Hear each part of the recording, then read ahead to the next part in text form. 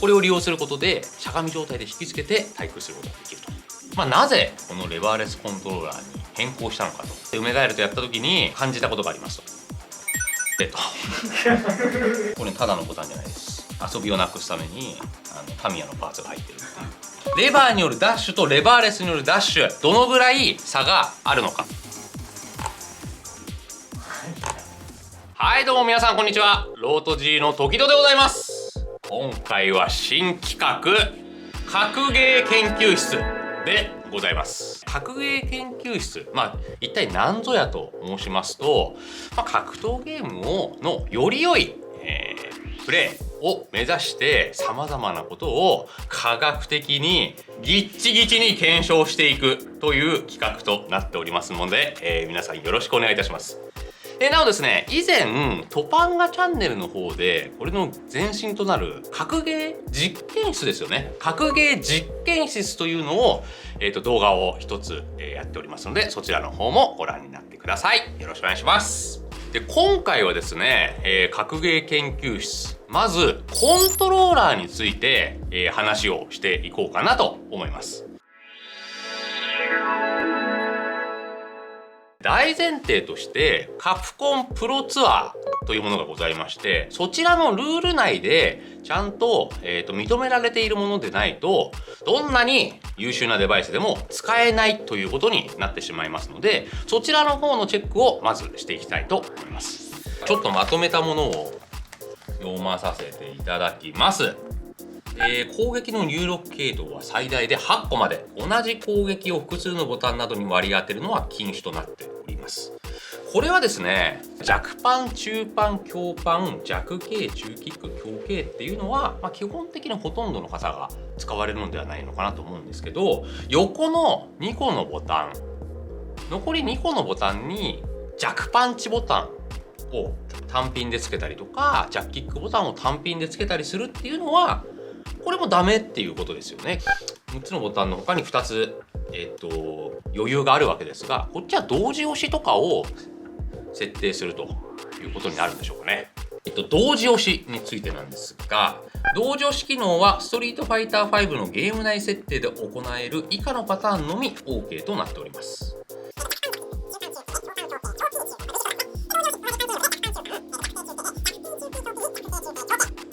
これね、かゆいんだよね。一部のキャラでですね、 EX 技が弱パン中パンで出す技、そして弱パン強パンで出す技、中パン強パンで出す技、例えばね、メナトの玉飛ばしとかコーリンの当て身とか、そういうのはね、ゲーム内で設定できるようにしていただけると、よりいいのかなと思います。現状はこれできないんで、ルールの方でも、ここで表記されているパターンのみが、OK となっているということでございます。続きまして、移動の入力系統は最大で4つまで。同じ移動を複数の入力系統に割り当てるのは禁止となっております。例えば左2個ありますとかはダメなんでしょうね。その場合ジャンプ潰したり他を潰さないといけないんで、それもダメだと。で、これボタンを5つに増やしてそこに何かつけてもダメだと。4つまでということになってます。で、さらに最後にアナログスティックは移動の入力系統とは別に設置使用することが可能だが、これによる移動行動はアナログ情報のまま入力される必要がある。アナログスティックのボタン化、レバー化は NG となっております。こちらの十字キーの4つの他に、こちらのね、アナログスティックでも移動ができるということになってるんですが、このアナログスティックを、ボタン化もしくはレバー化すること、レバーもボタンなんですけどね、に化することは、認められておりません。続きまして、移動ボタンを同時した場合は以下のように処理される必要があります。このレバーレスコントローラーやパッドも一応できますね。左と右は十字キーで左、アナログスティックで右を入力することで、移動ボタンを同時押し、左右同時押しすることができるんですが、そのような場合は以下のように処理される必要があります。左右を同時押しした場合は両方の入力を維持、もしくは両方の入力を不成立とする必要があります。で、こちらで禁止されているのは、例えば上書きっていう、基板の仕様がありまして、例えば左を押してる状態でこっちで右を入れると、左押してたのが上書きされて右に入力されるようになりますっていうのがここでは、禁止されていることになります。これはですね、歩いてる状態から後ろを押すことで急にガードが入るっていうので、強いですかね。そして上下ボタンを同時押しした場合ですね、下と上、こちらも、両方の入力を維持、もしくは両方の入力を不成立とする。ただし特例として上のみの入力扱いにすることは可能となっております。下を入れて溜めながらそのまま上と攻撃ボタンを押すことで立ちを経由せずにしゃがみ状態から、下溜め上技を出せることができるんだって。ジャンプ攻撃に対する対空とかで引きつけてね出したい時あるんですよ、めくりとかに。でそこで立っちゃうとめくり攻撃ガードとか食らっちゃうことになるんですけど、これを利用することでしゃがみ状態で引きつけて対空することができるということになっております。はい、それではまず今回はですね、私が愛用しているこのコントローラーを紹介していきたいと思います。これもね、改良に改良を重ねてこの形になりましたからね。で僕はですね、なぜ、このレバーレスコントローラーに変更したのかと、これね明確にあります。変えようと思ったきっかけ、それは2020年の夏、梅ガエルとノジアやりました。号機で、僕は号機使ってたことです。ノジアやって梅ガエルとやった時に感じたことがありますと。これは強えとっていうのはですね、何を思ったのかというと、号機とガイルって号機が基本的に、コントロールしながら相手の技を制限しながら、攻撃する場合は、スタンチを見ながらヒット確認してスタンチを見ながら戦うってことはできるんですけど、ガイルでしかも梅ガエルぐらいの連動になってくると、そこのね微妙な位置で立ち回り細かく距離を見て技を打ってくるんで、とてもねスタンチを見てる余裕がないんですよ。なので基本的にその相手との距離に目線を置いて戦ってるわけですが、その時に号機の膝を打って、ここまで踏み込んできてるんだったら膝ガードできないから竜巻まで打っちゃっていいよねっていう僕の中で基準があって、それでガイル戦って組み立ててたんですけど、それがですねことごとく前に歩いてきてピタッと止まって俺の膝ガードしてるんです。それで竜巻まで出ちゃって反撃されて、それがねもう何試合も続いて、でそういうのがあるとどんどん動きも悪くなってきて、僕ねその日10連敗です。0-5もらって、これはあかんと。でそれから、次の大会までは、レバーで出たんですけど、もうちょっとその上の空ですよね。やってる練習してる時もこれでいいのかなっていう感じで練習をレバーでやっちゃってた。で次の大会終わってから、レバーレスに切り替えるということでございます。だから2年前の夏ですね。でちなみに僕が使ってるのはこちら中国の、シノアーケードっていうところが売ってる、またの名をパンクワークショップというですね、ツイッターのアカウントはパンクワークショップですというところで販売されているレバーレスコントローラーとなっております。お値段は多分ね2万円切るんじゃないかなと思ってます、今買うんであれば。ただ在庫があるかどうかは分かりません。でこれはですね、アリエクスプレスで、日本に送ってもらうことが可能となっております。ヒットボックスもありましたね。ただ僕ね小型軽量化が良くて、まずはこのオブシディアンを交換する、天板を交換してヒットボックス化するっていうところに行って、その次に行ったのがなんだっけな、スナックボックスマイクロっていうのを、それはこれよりも小さいです。かなり小さいですが、ボタンはちょっと特殊で、ボタンの取り付け方がちょっと違ってた気がします。それもあるんで、今後紹介でやっていけたらなと思います。でこれは、僕の中でそうですね、レバーレスにしてからの3号機目がこちらのパンクワークショップの、製品で、これね、いいのがね、これ天板マグネットになってて開くんですよ。そうなんかそう簡単に開きます。これね、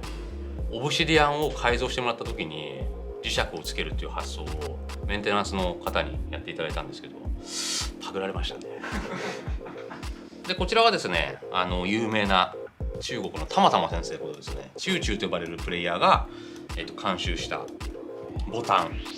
これはチェリーのロープロファイルキーボードボタンを受けれる唯一の、ボタンとなっております。わかるかな？まあここら辺もおいおいやっていきますんで。で僕が提唱するそのレバーレス小さくてもいいでしょう理論あるんですけど、これなんでレバーレスは小型化してもいいのかっていうと、こちらは、レバーなんですが、まあ結構大きい作りのレバーが多いです。これで大きくてずっしりしたものである必要があるんですよ。これね、レバーに起因してるんですよね。レバーっていうのはこう持つでしょ。でみたいな感じで力入っちゃうんですよ。その時に横要素に力が加わるんで台が動いちゃうんですね、軽いと。そのため割とどっしりした作りになっているのではないかなと予想されます。その点、レバーレス、この左側のレバーの部分が、ボタンになっているっていうこともあって、横要素にですね力が加わらないわけです。なので基本的にはその左右に動くことが少ないので、小型軽量化しても何らプレーに支障が出ることがないのではないかなと思います。これ余談でしたけど、そうですね、カスタムのこだわりについてはボタン、これただのボタンじゃないです。チェリーのロープロファイルにさらに遊びをなくすためにタミヤのパーツが入ってるっていう。そうなんです。ミニ四駆のスペーサーが入っててすぐね離せるようになってるんですよ。これね、ボタンって2段階のその機能があって、これがボタンの押し込み幅だとすると、ここまで押し込むとボタンが押されます。これアクチュエーションポイントって言います。ここでさらにそこが底面じゃなくてさらに押し込めるようになってるんですよ。そのアクチュエーションポイントからここまでってレバーレスコントローラーにおいてそんなに意味ないでしょ。むしろ前歩きからガードするときに早くリリースしたい部分があるんで、ここの部分って無駄でしょっていう発想からここの厚さを増すことによってアクチュエーションポイントからボトムまでの距離を詰めてます。これね、一回やっちゃったことがあって、詰めすぎちゃってアクチュエーションポイントよりもマックスが上に来ちゃってボタンが押せなくなるというですね、そういう事態に陥ったことがありました。何事もやりすぎは禁物ということでね。でレバーレスコントローラーの利点というのはですね、下から上にシームレスで持っていくことができなかったですよね。なのでちょっとその後ろにジャンプしようかなって時にも、絶対に立ちぬモーションが入っちゃうとか、それがレバーレスだと、クリアになるので早い入力ができるというのはレバーレスの利点じゃないかなと思います。なんならこの前に歩いてガードするっていう動き、1試合の中でもう50回ぐらいあることなんですけど、このたんびにレバーレスは恩恵を1試合に50回も受けてるって考えると、かなりいいんじゃないかなと思います。ただやっぱレバーにはレバーのいいところ、気持ちよさだとか直感的なその操作のしやすさっていうのはあると思うんで、そこら辺は一長一短なのかなと思いますね。最速枚数っての動画撮ります？レバーによるダッシュとレバーレスによるダッシュ、どのぐらい差があるのか。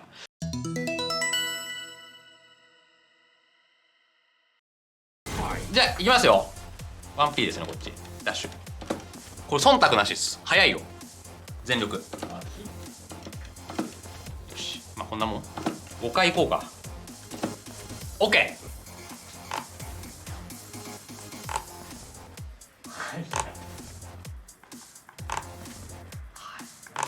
5回やばで、これリプレイ再生をすることで見ていきましょう。これね、コマ送りできるんですよ。前を入ったフレームを0とします。0、1、2、3、4、5、5。早くね？ 1 じゃない、0、1、2、3、4、5。あ、5早くね？ 0、1、2、3、4、5。あ、5フレ。0、1、2、3、4、5、6。あ、6フレだ。5から6だな。安定してるわ。止まった。0、1、2、3、4、5、6。あ、6だ。続きましていきますよ。今度は右ですね。右のキーに注目。0、1、2、3。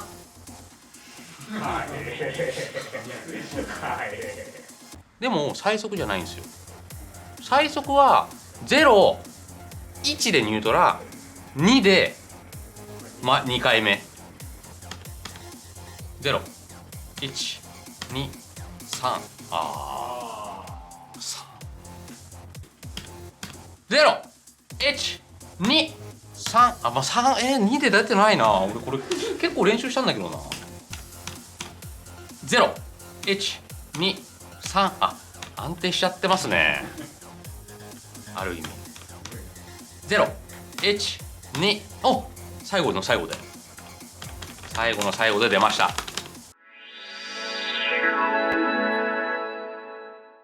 でこちらのね、